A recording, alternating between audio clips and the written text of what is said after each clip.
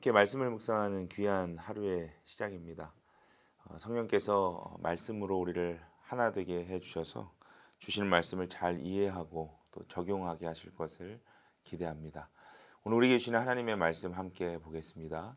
에베소서 5장 22절에서 33절까지의 말씀을 우리 한 절씩 교독하겠습니다.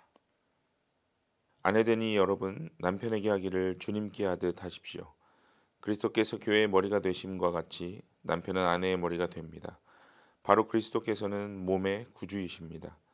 교회가 그리스도께 순종하듯이 아내도 모든 일에 남편에게 순종해야 합니다. 남편 되니 여러분 아내를 사랑하기를 그리스도께서 교회를 사랑하셔서 교회를 위하여 자신을 내주심 같이 하십시오. 그리스도께서 그렇게 하신 것은 교회를 물로 씻고 말씀으로 깨끗하게 하여서 거룩하게 하시려는 것이며 티나 주름이나 또 그와 같은 것들이 없이 아름다운 모습으로 교회를 자기 앞에 내세우시려는 것이며 교회를 거룩하고 흠이 없게 하시려는 것입니다. 이와 같이 남편도 아내를 자기 몸과 같이 사랑해야 합니다. 자기 아내를 사랑하는 것은 곧 자기를 사랑하는 것입니다.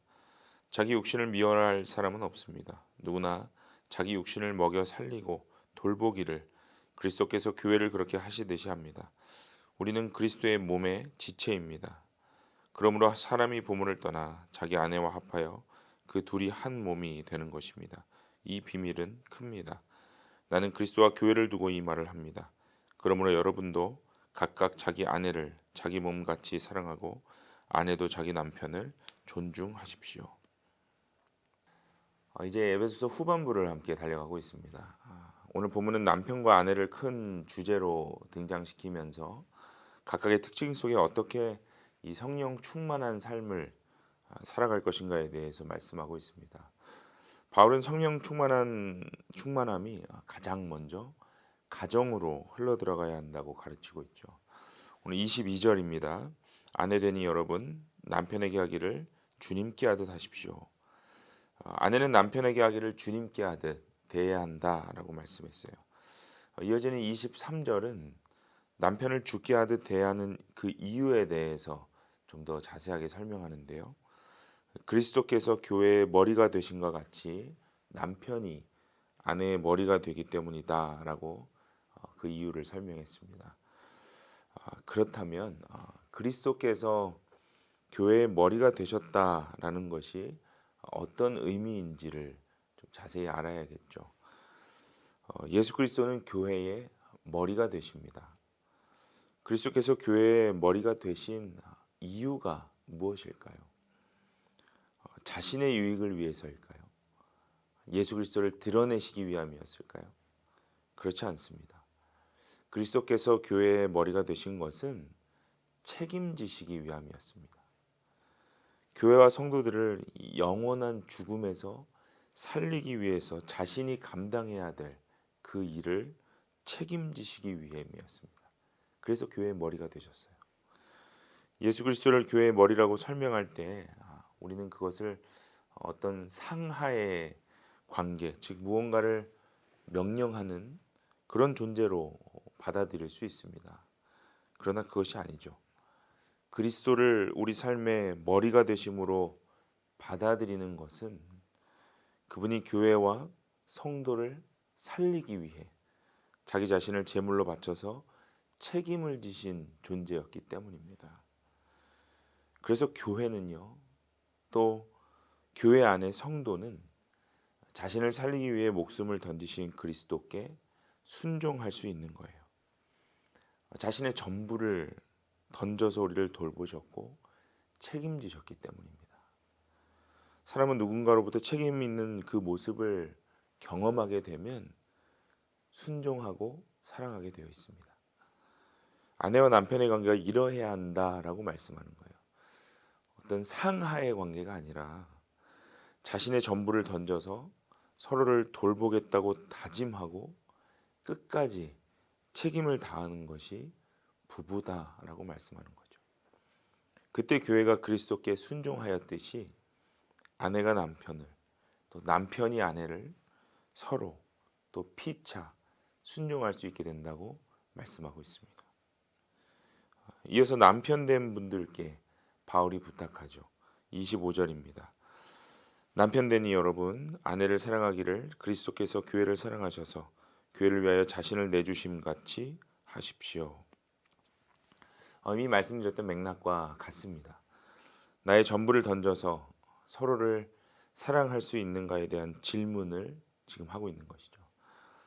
그리스도께서 교회 안의 성도를 사랑하셔서 자신을 내어주심에는 조건이 없었습니다. 무조건적인 사랑이 바로 십자가의 사랑이었죠. 여러분 가끔 부부싸움 하실 때 가장 많이 부딪히는 이유가 뭘까요? 나는 이만큼 했는데 당신은 왜 나에게 그만큼 해주지 않아? 이런 어떤 섭섭함 때문이겠죠. 부부관계 안에서도요, 늘 이렇게 조건을 달게 되더란 말이죠. 여러분 이 조건이라는 것은요, 결국 나 중심적인 사고에서 시작되는 것입니다. 내가 손해보고 싶지 않은 그런 마음, 또 준 만큼 되돌려 받고 싶은 마음이 결국 부부 안에서도 섭섭하게 만든다는 것이죠. 그래서 예수님은요, 무조건적인 사랑을 주셨습니다. 다시 돌아오지 않아도 줄 수 있는 사랑을 우리에게 보여주셨어요. 예수님을 따랐던 수많은 사람들이 어떤 리스폰스를 보이든 상관하지 않았다는 거예요. 이미 작정하신 그 사랑과 책임을 십자가에서 끝까지 보여주셨습니다. 그 사랑을 확인한 제자들의 삶이 결국은 어떻게 달라졌을까요? 여러분 잘 아시듯이 오늘 본문 26절의 말씀처럼 제자들은 결국 그 사랑으로 인해서 영원히 마르지 않는 물로 삶의 그 갈급함을 해결할 수 있게 되었습니다. 십자가에서 자신을 내주신 그 사랑을 경험했던 제자들은요, 그제서야 주님의 말씀이 삶에 들어오기 시작했어요.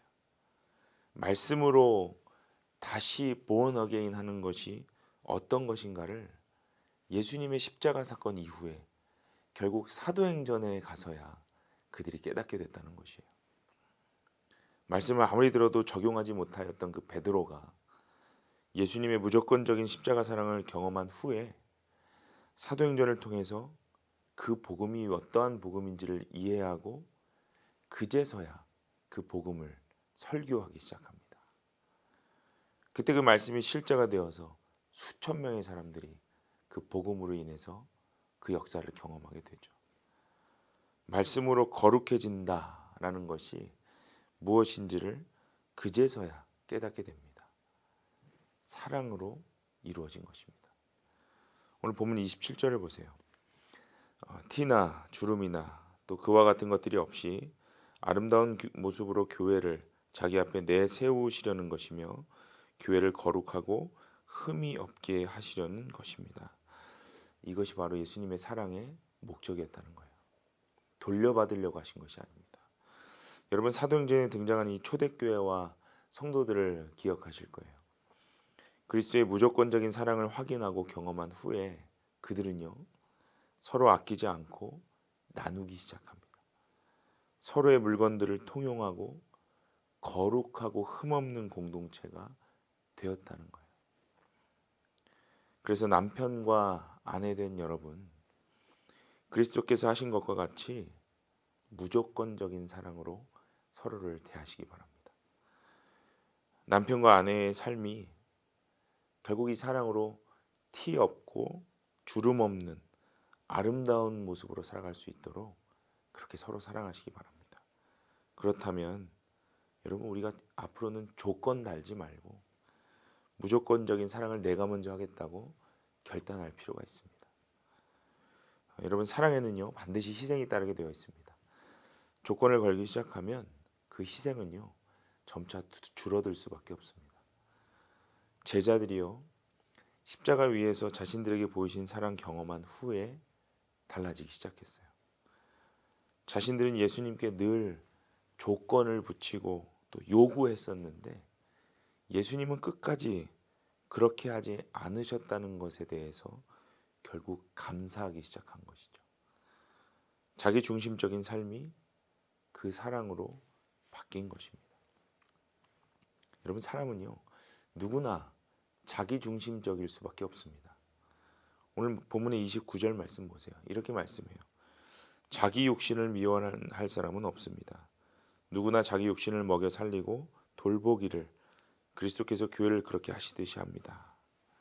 누구나 자기 자신을 먼저 사랑하는 그런 자기 중심적인 사고로 살아간다는 거예요. 이것이 인간의 본성입니다. 그런데 이러한 기본 속성을 어떻게 해야 한다고 말씀하셨죠? 다시 28절을 보시면 책임 있게 최선을 다하라고 말씀해요. 우리가 책임 있는 사랑을 해야 하는 이유가 무엇입니까? 오늘 본문 29절 후반부입니다. 그리스도께서 교회를 그렇게 사랑하셨기 때문이에요. 그리고 이어지는 30절에 우리는 그리스도의 몸된 지체이기 때문에 그리스도께서 자신의 몸인 우리들의 필요를 이미 주의 깊게 들여다보셨고 책임 있게 채우셨기 때문입니다.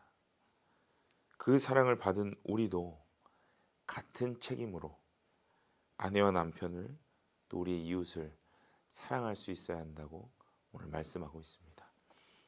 그것을 위해 서로 피차 순종해야 한다고 말씀하셨어요. 서로가 어떤 조건을 내걸고 주고받는 것이 아니라 그리스도께서 이미 하셨듯이 무조건적인 사랑으로 먼저 순종하겠다고 결단하는 것이 필요하다고 오늘 본문은 말씀합니다.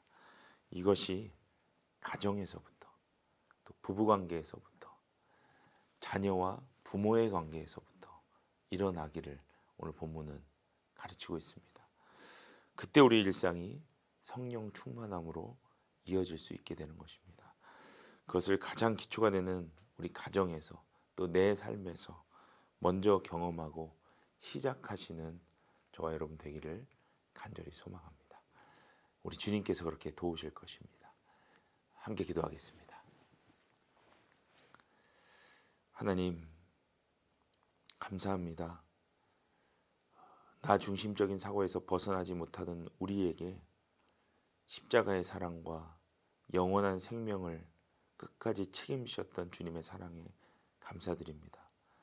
그 사랑 경험한 우리들이 주님의 복음의 사랑으로 다시 이 세상을 살아낼 수 있게 하심에 감사드립니다. 오늘 사도 바울을 통해서 부부에 대해서 함께 말씀하셨습니다. 하나님, 주님께서 하셨듯이 우리가 아내를, 남편을 먼저 그렇게 무조건적인 사랑으로 사랑할 수 있게 하여 주옵소서. 또한 나와 내 이웃을 그렇게 먼저 십자가의 사랑으로 볼 수 있게 하여 주옵소서. 그때에 성령의 도우심으로 우리가 늘 사랑으로 인해 성령 충만함을 이어갈 수 있는 복음의 삶이 되게 하여 주옵소서. 내가 먼저 결단해야 할 줄 압니다. 하나님, 주고받는 것 계산하지 않고 오늘 내가 먼저 주님 앞에 결단하여서 다시 그렇게 사랑하기를 다짐하는 귀한 하루의 시작이 되게 하여 주옵소서. 그렇게 우리를 도우실 주님 기대합니다. 살아계신 예수님의 이름으로 간절히 기도드립니다. 아멘.